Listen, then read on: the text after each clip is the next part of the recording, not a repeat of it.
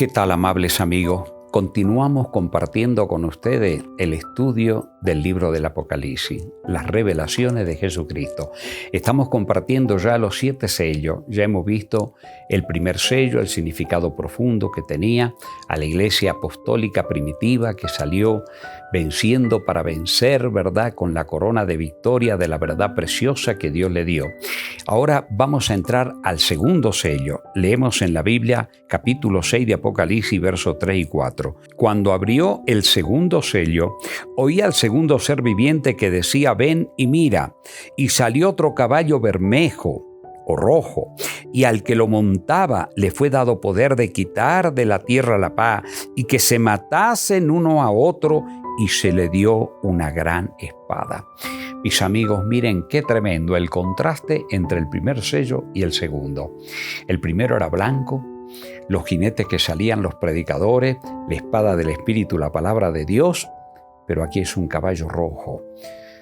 Es el período de la iglesia de Esmirna, que fue el período de la gran persecución de la Roma imperial.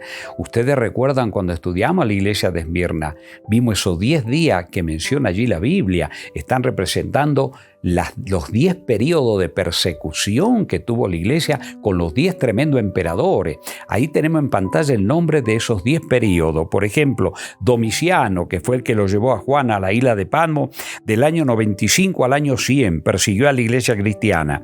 Trajano, del año 100 al 117. Adriano, del año 117 al 138. Antonino Pío, del 138 al 161. Marco Aurelio, del 161 al 168. Séptimo Severio, del 180 al 211. Decio, del 253 al 260. Valeriano, del 275 al 303. Y Diocleciano, del 303 al 313, o sea, realmente del 303 al 313. O sea, mis amigos queridos, acá tenemos la terrible persecución. Estaba llena de sangre la tierra, pero los hijos de Dios mantenían su fidelidad, mantenían la firmeza de la verdad. Ellos fueron terriblemente perseguidos. Por ejemplo, ahí tenemos varios nombres de hombres que sufrieron durante este periodo también. Tenemos a Justino Mártir, que vivió del año 100 al 165, a Ireneo de León, del 130 al 202, a Clemente de Alejandría, del 150 al 220, Orígenes de Alejandría, del 185 al 254. Ellos no dejaron de mostrar las verdades apostólicas, seguían guardando el séptimo día de reposo, el santo sábado. Lo único que iba ocurriendo también, que ellos sin darse cuenta, sin discernirlo, la preparación que estaban haciendo, iban jerarquizando un poco también a los obispos de las distintas iglesias. Por ejemplo, iban jerarquizando a los obispos que vivían más en Roma, ¿verdad? Otras cosas que iban haciendo el día que el Señor Jesús resucitó, que es el primer día de la semana, lo que después se llamó domingo. En esta época tampoco se le llamaba Día del Señor, eso le puso la Iglesia Católica, y domingo de Dominicus, Día del Señor. O sea, ese es el sentido de la palabra domingo. Pero ellos, ¿verdad?, comenzaron también a tomarlo al día de la resurrección, un día especial, pero sin dejar de guardarle el séptimo como reposo. Pero ya en el periodo de la iglesia de Pérgamo o en el tercer sello, como vamos a ver, ya se iba a alterar la fe en ese contexto y en ese sentido. Así que, por lo tanto, la espada con la cual ellos ahora mataban, muy distinta a la espada de los hijos de Dios. Los hijos de Dios iban con la espada de la verdad preciosa, más bien para convertir los corazones, para ayudar a los pecadores, pero esta espada era para matar a los hijos de Dios, a los sinceros de corazón. Eso está representando acá el caballo rojo, ¿verdad?, en toda su forma y en todo su estilo. Ahora miren cómo el apóstol Pablo nos recordaba que así iba a ocurrir justamente en la iglesia después de la muerte de los apóstoles. Recordemos el capítulo 20 de Hechos de los Apóstoles, desde el versículo 23 al 24, salvo que el Espíritu Santo por toda la ciudad me da testimonio diciendo que me esperan prisiones y tribulaciones. Pero de ninguna cosa hago caso ni estimo preciosa mi vida para mí mismo, con tal que acabe mi carrera con gozo y el ministerio que recibí del Señor Jesús para dar testimonio del Evangelio de la gracia de Dios. O sea, Pablo está hablando cómo iba a sufrir, cómo iba a padecer. Y entonces dice el verso 27, porque no he ruido anunciaros todo el consejo de Dios. Por tanto, mirad por vosotros y por el rebaño en que el Espíritu Santo ha puesto por obispo. Noten que tenía una reunión con los obispos. Obispos se les llamaba en la Iglesia Apostólica a los fieles, que después de los apóstoles que organizaban y daban, ellos entonces cuidaban de las iglesias, y le dice, para apacentar la iglesia del Señor, la cual él ganó por su propia sangre. Porque yo sé que después de mi partida entrarán en medio de vosotros lobos rapaces que no perdonarán al rebaño. Y de vosotros mismos se levantarán hombres que hablen cosas perversas para arrastrar así a los discípulos. Note, el apóstol le está diciendo justamente que después de la muerte apostólica se iba a dar el fenómeno que los obispos de la iglesia iban a corromperla la fe. De vosotros mismos se levantarán hombres que corromperán la fe. Por eso es que cuando nosotros vamos a la primera carta de Timoteo, el capítulo 3, vemos cuál era el requisito de los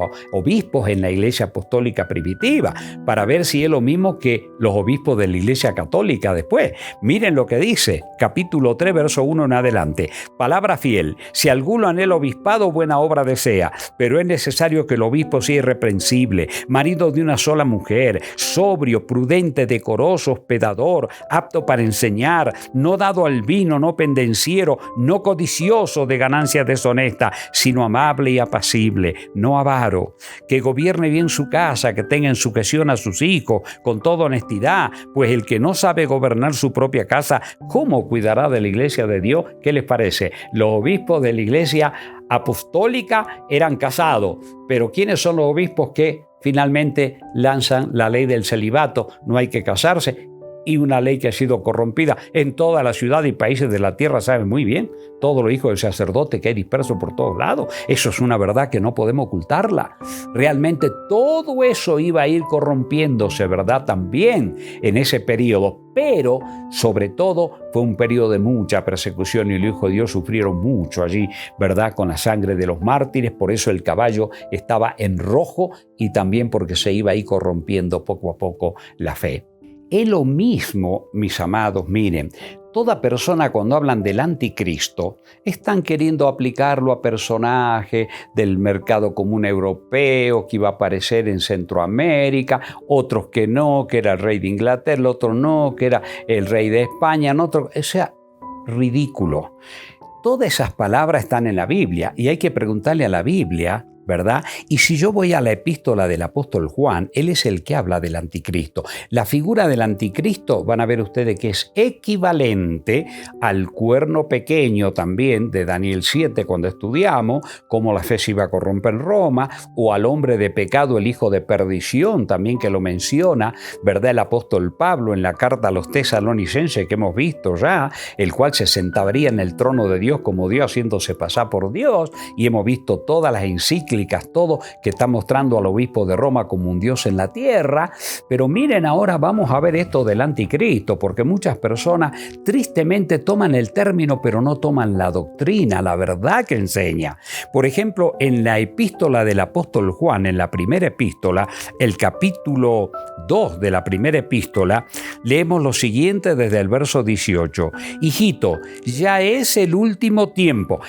Aclaro, el último tiempo que menciona acá no se está refiriendo al tiempo del fin, sino al tiempo del plan de la redención. Le explico. Desde que Adán cayó en pecado y Eva, hasta que Jesús aparece en el escenario histórico como el Mesías Redentor, ese fueron 4000 años de historia. Y cuando el Señor asciende en gloria ahora, para los apóstoles ya el último tiempo era la predicación hasta que Él vuelva en gloria y majestad. Así que el último tiempo acá no se está refiriendo al tiempo del fin, sino a un periodo que comenzaría con la iglesia apostólica. Fíjense en lo que sigue diciendo el apóstol. Volvamos a leerlo. Hijito, ya es el último tiempo, y según vosotros oísteis que el anticristo viene, así ahora Miren, en los días apostólicos han surgido muchos anticristos, por eso conocemos que es el último tiempo. O sea, muchos se refiere a que es un sistema, no es una persona. Y sigue diciendo, salieron de nosotros. ¿Qué decía el apóstol Pablo? Yo sé que después de nuestra partida de la muerte de los apóstoles, vendrán muchos de los obispos, ¿verdad? Y se apartarán y llevarán discípulos tras sí. Está hablando de la gran apostasía religiosa. La palabra anticristo significa ponerse en contra de lo que Cristo enseñó o usurpar y ponerse en lugar de Cristo. Y esto es lo que hicieron los sacerdotes, ¿verdad? En ese contexto está hablando. Salieron de nosotros, pero no eran de nosotros, porque si hubieran sido de nosotros, habrían permanecido con nosotros. Pero salieron para que se manifestase que no todos son de nosotros. Amigos queridos, al estudiar entonces este segundo sello, hemos analizado y visto cómo la fe pura, por un lado, se iba a corromper poco a poco, pero más que nada hemos visto la persecución que iban a sufrir esos cristianos, tristemente en la arena de los circos romanos, mis amigos, destruidos totalmente, ¿verdad?, por las fieras ahí, o convertido en antorchas vivientes, los anfiteatros ahí para ver a los gladiadores de turno pelear. Todo eso, mis amados queridos, ocurrió en la iglesia apostólica primitiva. Fue realmente impresionante cuando murieron los apóstoles, como los discípulos de ellos, que hemos visto algunos, Justino Mártir y todo ello, terriblemente fueron perseguidos, ¿verdad? Pero también poco a poco, sin discernirlo, sin darse cuenta, comenzaron a jerarquizar. Todo esto que hemos visto ahora sobre la figura del anticristo lo vamos a ver en mayor detalle cuando estudiemos a la iglesia, justamente al tercer sello, que vamos a ver, el caballo negro. Vayámonos preparando para estudiar también ese sello, porque ahí vamos a ver los detalles. Cuando estudiemos al tercer sello, vamos a recordar también lo que decía la iglesia de Pérgamo. ¿Qué ocurría con la iglesia de Pérgamo? Cuando nosotros estudiamos a la iglesia de Pérgamo, resulta que el Señor Jesús, miren cómo se presenta a la iglesia de Pérgamo. Está en el capítulo 2 de Apocalipsis, el verso 12, y escribe al ángel de la iglesia en Pérgamo: el que tiene la espada aguda de dos filos dice esto. El que tiene la palabra de Dios, la autoridad, la espada aguda de dos filos, símbolo de la Sagrada Escritura. ¿Y qué le dice a la iglesia de Pérgamo? ¿Quién la iba a dirigir? ¿Él? El sistema que dice que el representante de Dios en la tierra sería que Jesús dirigiría a su iglesia. Le preguntemos a Jesús. El verso que sigue, 13. Yo conozco tus obras y dónde mora, donde está el trono de Satanás, pero retienes mi nombre y no has negado mi fe, ni aun en los días en que Antipa, mi testigo fiel, fue muerto entre vosotros, donde mora Satanás. Mis amigos queridos, Satanás iba a tomar el poder. Por eso cuando estudiemos el próximo sello, vamos a ver cómo la fe se corrompió en Roma. Por eso aparece el caballo negro. Y vamos a ver que ahí Satanás toma en gran medida el control, pero aún así Dios tenía a sus hijos fieles que mantenía en medio de todas esas duras pruebas. Por eso dice: yo sé dónde mora, dónde está el trono, pero no has negado mi fe, ni aun en los días en que Antipa, mi testigo fiel, fue muerto. ¿Quién eran estos Antipas? No eran un personaje, eran los antipapas, los que no aceptaban que el obispo de Roma sea jerarquizado. Así que, mis amigos, cuando estudiemos el tercer sello, vamos a ver estos detalles. Que Dios te bendiga. Permíteme hacer una oración por ti en esta hora, pero antes de hacerlo, quiero leerte un poema de estas dos iglesias que he escrito. El sello para el primer sello y el segundo sello. Dice así: y la gran pregunta se hizo en el cielo: ¿quién puede abrir el libro y desatar su sello? Solo Jesús, el Cordero inmolado, es digno de hacerlo. Y cuando el primer sello se abrió, un caballo blanco apareció, símbolo de la iglesia pura que triunfante salió, la pureza del evangelio eterno, y todo al mundo llegó. Y cuando el segundo sello se abrió, un caballo rojo se vio, y un jinete destructor con una espada mató muchos siervos de Dios, que en un día resucitarán gloriosos, tal como Jesús les prometió. Así que, mis amigos, Que Dios te bendiga. Oremos juntos. Querido Padre, bendice a tus hijos fieles, porque sabemos que todas estas pruebas duras aparecerán en la hora final también. Dios nos advirtió, porque en toda la historia hubo siempre enemigos de la verdad que persiguieron a tus hijos fieles. Asístenos con tu espíritu, bendícenos para comprender tu voluntad divina. En el nombre de Jesús, Padre querido. Amén. Muchas bendiciones para todos. Amén.